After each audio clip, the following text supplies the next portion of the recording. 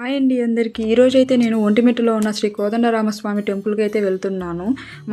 మన రైల్వే కోడూరు నుండి బయలుదేరితే కేవలం 45 నుండి 50 కిలోమీటర్స్ డిస్టెన్స్లో ఈ ఒంటిమిట్ట క్షేత్రం వస్తుంది. మీరు బస్సులో కానీ ట్రైన్లో కానీ చాలా ఈజీగా వెళ్ళిపోవచ్చు. దారిలో కనిపించే ఆ ప్రకృతి కానీ కొండలు చూస్తూ వెళ్తుంటే టైం తెలియకుండానే వెళ్ళిపోతాము. నేనైతే స్కూటీలోనే వెళ్ళాను. ఇక్కడ మనం ముఖ్యంగా చూడాల్సింది సీతారామ లక్ష్మణులు ముగ్గురు ఒకే పెద్ద రాయి మీద చెక్కబడి ఉంటారు. ఇది చాలా రేర్ అండి, మనం ఎక్కడ చూసి ఉండము. గుడి లోపలికి వెళ్ళాక మీరు అబ్జర్వ్ చేస్తే మెయిన్ టెంపుల్లో హనుమంతుడు అసలు ఉండరండి, కనిపించరు మనకి. ఎందుకంటే రామాయణంలో రాముడు ఆంజనేయ స్వామిని కలవక ముందు ఇక్కడైతే ప్రతిష్ఠించబడ్డారంట. అందుకే మనకి ఇక్కడ ఆంజనేయ స్వామి అయితే స్వామివారి దగ్గర కనిపించడు. కానీ అన్ని రామాలయాల్లో ఆంజనేయ స్వామి ఉంటాడు, ఈ ఒక్క గుడిలో తప్పితే. ఇక్కడ ఇంకొకటి ఏంటంటే స్వామివారి కళ్యాణము నైటే జరుగుతుంది. అది కూడా ఎందుకు జరుగుతుంది అంటే అది చంద్రుడు చూస్తుండగా జరుపుతారు. అది ఎందుకు ఏంటి అనేది నేను కళ్యాణం రోజు మీకు ఇంకొక వీడియోలో అప్లోడ్ చేస్తాను. మన కోడూరుకి అయితే చాలా దగ్గర కాబట్టి మీరు హాలిడే రోజు ఫ్యామిలీతో తప్పకుండా విజిట్ చేయొచ్చు. ఈ వీడియో చూశాక మీకు కూడా ఒంటిమిట్ట వెళ్ళాలని ఖచ్చితంగా అనిపిస్తుంది. ఖచ్చితంగా చూసేయండి. గుడి అయితే చాలా ఓల్డ్ టెంపుల్ అండి. మనము ఇక్కడ ఈ మండపంలో కూర్చుంటే ఆ పురాతన కాలంలోకి వెళ్ళినట్టే అనిపిస్తుంది. నాకైతే అలానే అనిపించింది. ఎందుకంటే ఆ పిల్లర్స్ మీద ఉండే శిల్పకళ కానీ సూపర్గా ఉంటుంది. మీరైతే బాగా అబ్జర్వ్ చేస్తే మీరు చాలా చూడొచ్చు ఈ టెంపుల్లో. ఎప్పుడైనా కడప వస్తే తప్పకుండా ఒంటిమిట్టకు రండి. ఈవినింగ్ టైమ్స్లో వస్తే ఇంకా బాగుంటుంది.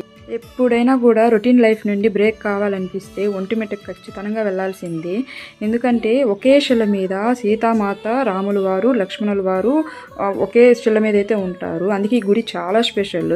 వెళ్ళేటప్పటికి క్యూ లైన్ పెద్ద తక్కువగానే ఉన్నింది. అందుకే మేము కొంచెం నీట్గా చూసుకుంటూ వెళ్ళాము. లోపలికి వెళ్ళిన తర్వాత డెకరేషన్ చూసేది నాకు కళ్ళే సరిపోలేదండి. ఎంత బాగుందంటే అంత కలర్ఫుల్గా ఉంది. నేనైతే లాస్ట్ టైం బ్రహ్మోత్సవాలప్పుడు తిరుమలలో చూశాను ఇంత కలర్ఫుల్గా. మళ్ళీ ఇప్పుడు చూస్తున్నాను ఒంటిమిట్టలో. నిజంగా ఆ నుంచి బయటకు వచ్చినాం ప్రసాదం తీసుకొని. నిజంగా మేము డేలో వచ్చాం కానీ నైట్లో వచ్చుంటే వేరే లెవెల్ ఉండేమో. అంటే లైటింగ్స్కి అంతా చాలా సూపర్గా ఉండేది. బట్ మేము మిస్ అయ్యాము, మాకు ఇంక టైం లేదు. ఇంకా బయటకు వచ్చామో లేదో ధ్వజస్తంభం కాడ డెకరేషన్ అయితే అదరగొట్టేశారు. మీరు చూడండి ఎంత బాగుంది కదా.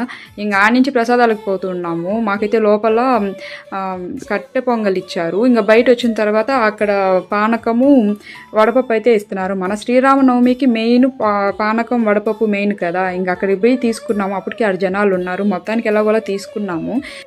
ఇంకా తీసుకున్నాక స్వామివారి రథం అయితే చూసాము. ఇంకా అక్కడి నుంచి స్వామివారి కిరీటం కూడా మనకి డేలో పెద్ద కనపడలేదు. నైట్ దానికి లైటింగ్స్ పెట్టారు, సూపర్గా కనిపిస్తుంటుంది. ఇంకా సరే అని మాకు బయటకు దానికి రూట్ దొరకలేదు. ఇంకా సరే అని మొత్తం రౌండ్లు వేసుకున్నాం గుడి చుట్టూ. ఇంకా అక్కడి నుంచి సౌండ్స్ వస్తున్నాయి, సాంగ్స్ పెట్టున్నారు. ఏదో జరుగుతుందని చెప్పి చూస్తే రామాయణం అంతా ఇక్కడే ఉందండి. మన తండ్రి రాములు వారు పుట్టిన దగ్గర నుంచి, అమ్మని పెళ్ళాడిన దగ్గర నుంచి, అలాగే అడవికి వెళ్ళిన దగ్గర నుంచి, ఆ రాక్షసుడు రావణుడు అమ్మవారిని ఎత్తుకొని పోయింది కానీ ఇవన్నీ కూడా అక్కడ ఉన్నాయి. ఎంత బాగా అనిపించిందో అమ్మవారు అశోకవనంలో ఉండడం కానీ, రాములు వారు, లక్ష్మణుడు. నిజంగా నాకు రామాయణం అంతా అక్కడే అనిపించింది. నేను ఎక్కువ కనెక్ట్ అవుతానండి ఇలాంటి వాటికి. ఎందుకంటే నేను ఇవన్నీ చూశాను, ఎన్నిసార్లు చూశానో నాకే తెలియదు. సీరియల్స్ పిచ్చిదాన్ని అనుకోగాకండి, నేను డివోషనల్గానే చూస్తాను, ఇంకేవి చూడను.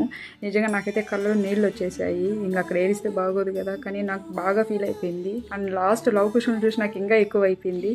అదంతా చూసుకొని బయట వచ్చినామో లేదో ఇంకా ఇంటికైతే వెళ్దామని స్టార్ట్ అయిపోయినాము. ఎలాగో దారి దొరికింది. ఇంకా లాస్ట్ కళ్యాణం జరిగే కాడికి పోయి చూసుకున్నాం. ఆడైతే పనులు జరుగుతూ ఉన్నాయి.